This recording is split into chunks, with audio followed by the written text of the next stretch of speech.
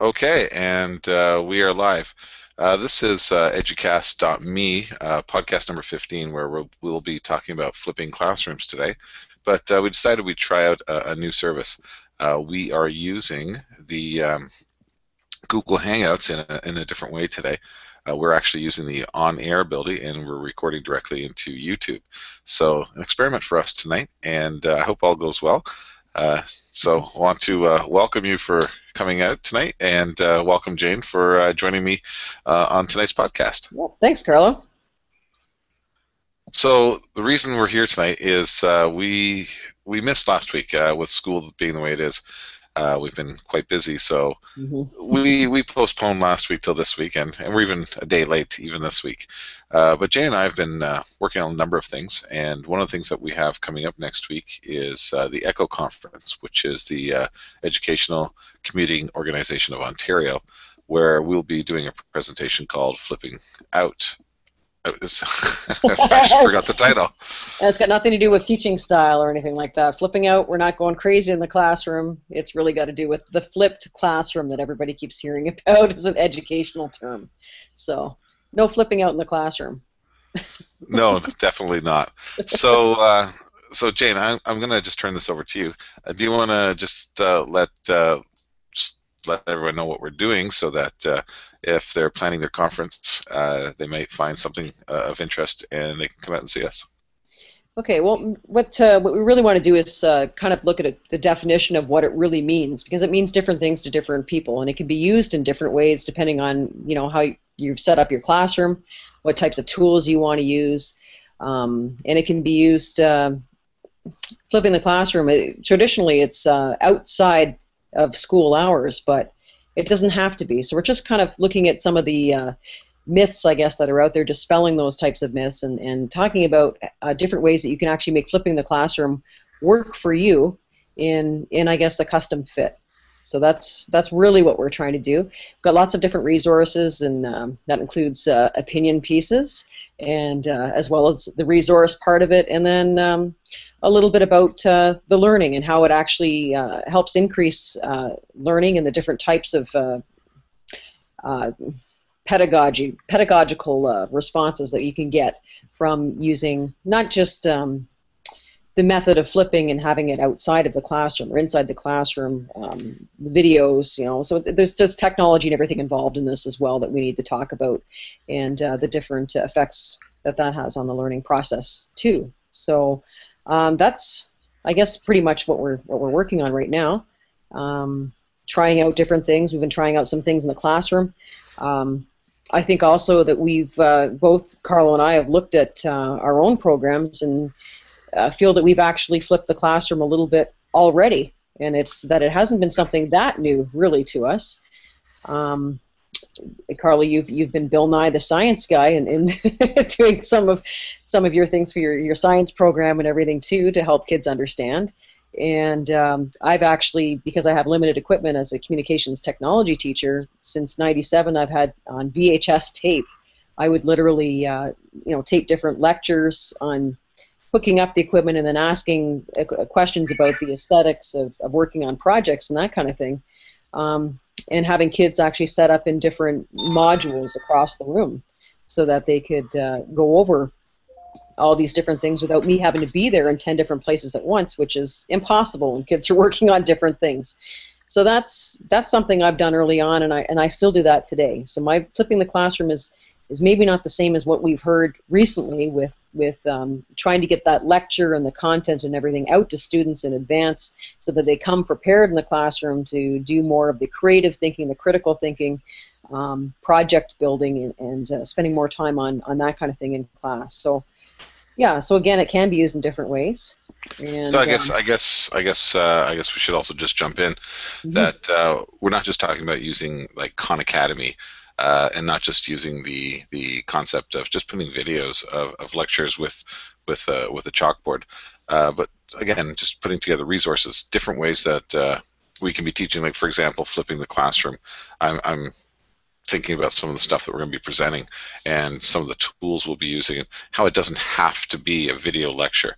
Maybe you just want to simply share some notes, you want to share a PowerPoint, even playing around with different technology like LiveScribe pens. Do you want to share your handwritten notes? Do you want to share the audio that goes with those notes?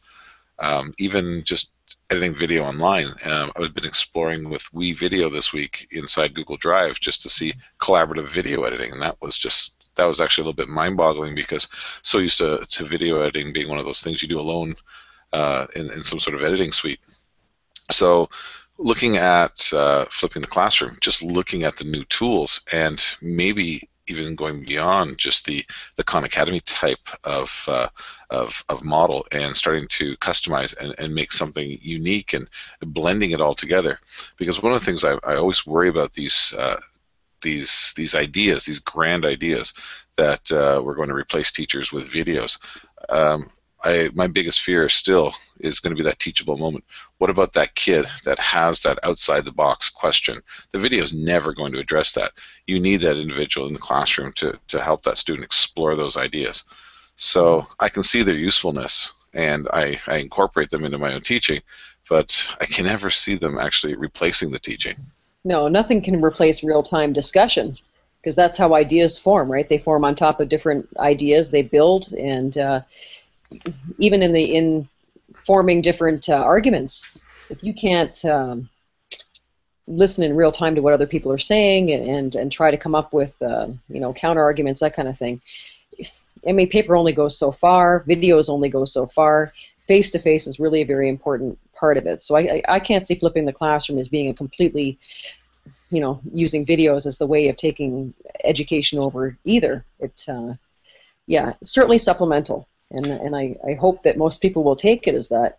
There are a lot of other concerns, too, that I've been reading from other teachers who have tried flipping the classroom, things like access, getting kids on the computers after school, doing it for homework. What happens when your students come into your classroom and only a couple of them have watched the video, right? Or some have only watched maybe half of it, or some have gone ahead and they've actually written down all their ideas and everything about it and started arguments. Now you've got kids that are all in different stages, and that can be tough as well to try to figure out on the spot how you're going to kind of group them and develop the lesson for that day. It could go in a completely different direction on the spot than you thought it was going to. Not necessarily a bad thing, but it does kind of put a monkey wrench into things. Yeah, I'm actually really looking forward to the conference, because it's always those question and answer sections that happen during the presentations. I'm actually looking forward. I'm actually hoping there's going to be some people in the audience who have already flipped the classroom and just bring their own experiences. I find this is still, it's still such a new concept, and everyone has a different way of doing it. And just to deal with some of those things that you said, how do you make sure there's a certain continuity, and how do you make sure that everyone's in the right spot at the right time, and that so when that reporting period does come up, you can actually do some meaningful evaluations. Yes, yeah, that could be tough too. They're all over the map. Benchmarking, how do you do that? Mm-hmm. Yeah, there's a whole bunch of considerations that really need to be thought of. And then we tend to talk about flipped learning. Again, what the biggest thing out there is doing it before the class. Well, what about in the reflective stage? Is there not room for flipped classroom work in the reflective stage to be able to continue to practice that after hours, after you've done the initial work? So there's a whole bunch of different ways I think that it can be used. And it's interesting. I was talking to a student this week, kind of going a little bit off into a different direction now, but he was telling me for math, he doesn't always learn it the same way that the other students are learning it, or that the teacher happens to be teaching it. And so he wants to have all the different alternatives that are out there. And he actually uses videos that he finds online, most of them from the Khan Academy. But he's able to follow along and replay. So if he gets lost, he can go back and forth. So this is a student who's actually looking for some type of a flipped classroom model for himself. And I think that says something. I don't want to dismiss everything about the flipped model, because I do hear some negative things and everything in there too. But when a student's coming to me saying that it's working for him, and I don't think we can ignore it. So that's why we really do need to look at some of the pros and cons and what people can pull from it. And again, customize. I love that word Yeah. customized because flipped classroom is going to mean something for everybody's classroom and it's going to be different. And that's Yes. okay. I'm just thinking about my flipped classroom versus your flipped classroom. Being a media teacher, it looks one way. Me being a science teacher, it looks a different way. So um, it's going to be great. But I do want to keep this short tonight because I know that we still got lessons to prep for tomorrow. Yeah. So, so I guess basically what I'd like to do is before I let you go, just let people know that the ECHO, that's the Educational Computing Organization of Ontario, is doing their conference on October 24th to 26th. And the topic or the theme is learning in the now century. And it's going to be just outside of Toronto in Richmond Hill. So if you find yourself there, you can come find us, say hello, and we're looking forward to meeting you and having that conversation about flipped classrooms. Sounds good. Thanks so much for leading tonight, Carla. Okay, well, thank you, Jane. Have a good night. Yep, you too. Bye. Bye.